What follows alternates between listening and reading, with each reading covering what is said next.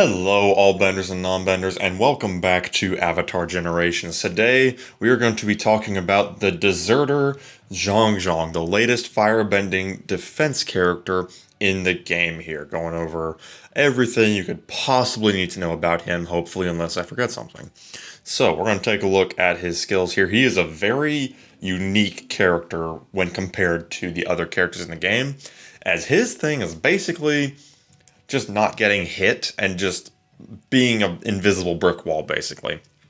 But we're going to talk about why that is. First, though, we're going to look at his basic Burning Curse. Deals amplified damage to all enemies. Now, what amplified damage does, it has a 50% chance to actually increase the duration of elemental effects on the enemy by 1 turn. Now, keep in mind, this is not limited to firebending effects. He can actually make any elemental effect last longer. So like if you have a rank 3 earth element that's currently going to expire the next turn, you have a 50-50 chance to make that last one more turn. Very, very helpful. And then a 45% chance, which goes up based on skill levels, to inflict the imbalanced state on the enemy with the highest attack for 1 turn. If you've used Boomy, you're very familiar with this, but basically it decreases speed and attack 25% and gives them half a chance to be knocked down at the start of their turn, basically causing them to miss a turn. So not bad there, and of course this is an AoE attack, but you're probably not going to be using this a crazy amount, and I'm going to tell you why. Vanishing Flame is his advanced skill, and this is very, very unique. He gains HP regen for 2 turns and enters a vanish state for 2 turns, and then the advanced skill becomes Meditation. Now, what is a vanish state? This basically means that he will dodge all attacks. He basically goes invisible, and he dodges all attacks until he attacks himself, or until the turns expire. So basically, you put him in the front line, he uses this, he goes into a vanish state. Any enemy that targets him or any AoE attack, unless it specifically says that it can't be dodged, he's gonna dodge it. He's just not gonna take any damage, and he's just going to be there. Unless he attacks, it will last for 2 turns, with that effect going up to 3 turns if you get him all the way up to level 6. Now, you might say, okay, well, this is going to go on cooldown. What about his basic skills? Isn't that going to take him right out of it? Well, no, because you have a new option here when you use that move, Meditation. Caster meditates, gaining immunity for 1 turn and increasing the resistance of all allies by 35% and decreasing the resistance of all allies by 35%. So basically, this is not an attack move, it's just basically a passive buffing move where he makes himself immune to any debuffs for 1 turn. I guess it's kind of a just in case thing. Negative effects and states. And then actually increases his entire team's bulk to debuffs by 35% and decreases the enemy's bulk to debuffs, which can be pretty important in boss fights or even arena if you build this guy right. So yeah, basically you get this move for 6 turns when you use Vanishing Flame, so you won't be able to use Vanishing Flame again for a little bit, but you do get this, which allows you to get the most out of your Vanishing State and even buff your allies while you're at it. Now let's take a look at his passive here, the Will to Control. Reduces the damage all allies receive by 25%, almost at 35%, 25%, for 1 turn when the caster enters a vanished state. Basically, when he goes invisible, all of his allies get tankier, which can be extremely helpful, again, in those boss fights where enemies are just hitting like a truck. If Avatar State Aang is giving you trouble, this can really help you not have to be quite so afraid of those powerful AoE hits. And then he does have some skill mastery levels here. First one is pretty alright. Increases focus generation of all allies when they attack by 5% for 1 turn when the caster enters a vanished state. Nothing too crazy here, it just does help you whip out more combos when you want to. But the mastery level 3 is the one where he does get pretty interesting. Whenever whenever an ally takes damage while he is in a vanished state, so let's say you're basically invisible and your side character gets hit, the caster, meaning Jeong Jeong, and the ally with the highest attack actually gain 15% turn bar, which can be pretty helpful because if you're getting your DPS character out there just slamming and jamming on the enemy as much as humanly possible, that can win you a battle in a pretty huge way. And then Master Level 4 here, it basically reduces the meditation turn count by 2 or 3 when the caster enters the vanished state. Now, what that basically means here, if you notice, this advanced skill gives you meditation for 6 turns, which means you can't use Vanishing Flame again for a while. This would basically decrease that turn you have to wait. Might be 2, or if you really get lucky, you might get 3. In which case, you'll be able to use Vanishing Flame much, much sooner. Now, I am going to briefly talk about if you should skill level this guy, if he's worth using your skill tokens on. Of course, my general rule is to always only summon for 1, but what about skill tokens? His basic here is not his bread and butter. His thing is to turn invisible and not attack as much as possible so that he can basically just be a pseudo brick wall for your backline. So I wouldn't worry too much about his basic. You really want to look at his advanced and his passive. The advanced is interesting because the effect duration basically means you'll be in a vanished state for even longer, which pairs really, really well with his mastery level 4. Basically, you might get hit for 1 or 2 turns, and then you just go invisible again. Problem with that, though, is you've got to be freaking level 6 to get that effect duration.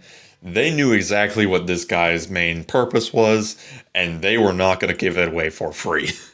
So, here's the thing. If maybe you got some doubles, maybe you got more than one Jeong Jeong from summons, or maybe you really are just for some reason dripping in skill tokens, yeah, this could absolutely be really helpful. But that is a heck of an investment. That is an investment and a half right there.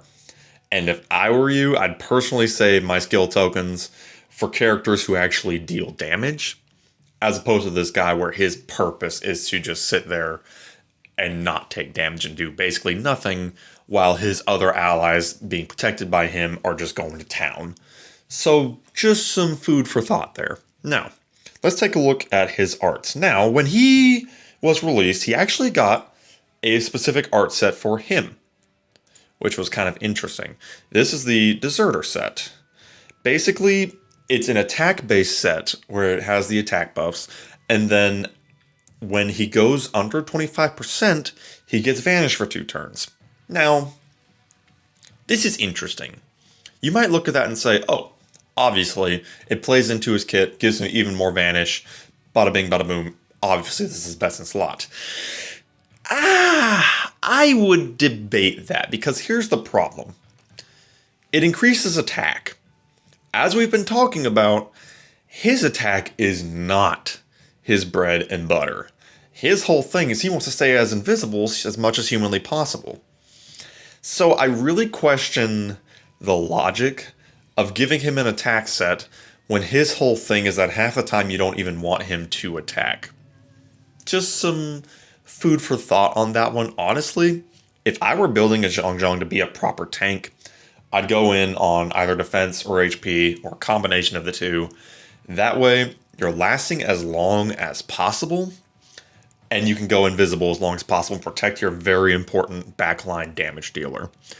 Just some food for thought. Like I said, personally, I'd recommend defense and HP. That might just be a me opinion, though.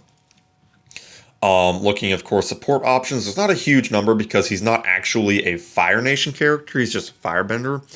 But the Wang Shitong Knowledge Seeker does increase accuracy.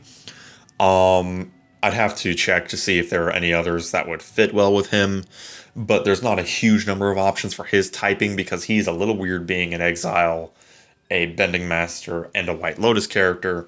It limits his options a little bit. But of course, for just HP and defense, Wang Shitong Knowledge Seeker will get the job done. Now, looking at his relics, of course, there's the relic that came on his banner, the Roku's Decree. Actually gives him an extra turn if he inflicts a negative stance or state on the enemy. Again, I kind of question the validity of this one because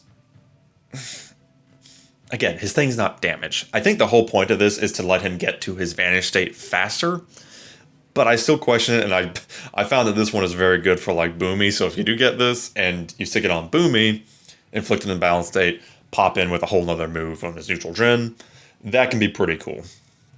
Now, there are a few 4-star relics that I would actually recommend more than any of the premium 5-star options. First of all, Massive Ursa, very good. Permanently increases defense by 18% at the current tier I have it at, and heal for 15% when you gain a defensive buff. He gains a lot of defensive buffs, HP regen, immunity. He will be able to heal a lot, especially if he's in that vanish state. So yeah, this one is a fantastic option. If you're going for more of a support build, you can go for the 4 nation tiles here at maximum tier. Heals the ally with the lowest HP by 10% of their max HP whenever the caster gains a buff. Kind of one of those things that can, 10% isn't a lot on its own, but it can add up really quickly. So, and keep in mind, he'll be basically invisible while he's doing this, just getting immunities and such. Can be really helpful for a supportive role. And then, of course, Statue of Kyoshi, it is busted at the moment because it's healing for 10% of HP instead of 10% of the damage. But even in its correct state, healing 10% of damage taken is not a bad insurance policy. Additionally, he actually can also use the Wanderer's Veil, which is, of course, a good item and very easy to get because you get it from the Dojo Master Powerful Opponent banner whenever that rolls around. But again, doesn't really play to his strengths because it counts on him being the last man standing. When, if Jeong Jeong's being the last man standing, you're probably not playing him correctly. You really want him to be in that front line protecting your back line. But yeah, so that's kind of his options. Basically, one of the big 3 defensive sets here, one of those 3 is going to be the way to go. They are fantastic defensive sets and will play very, very nicely to his strengths. So yeah, that's about all we have. He is a very unique and very cool defensive hero that I've been having a whole lot of fun playing around with. If you did pick him up, hope this guide was helpful. Hopefully it can help you kind of play towards Jeong Jeong's strengths and how he can fit in with the vast majority of your team. So yeah, hope y'all have enjoyed this character overview, and we will see y'all in the next video. Have a good one.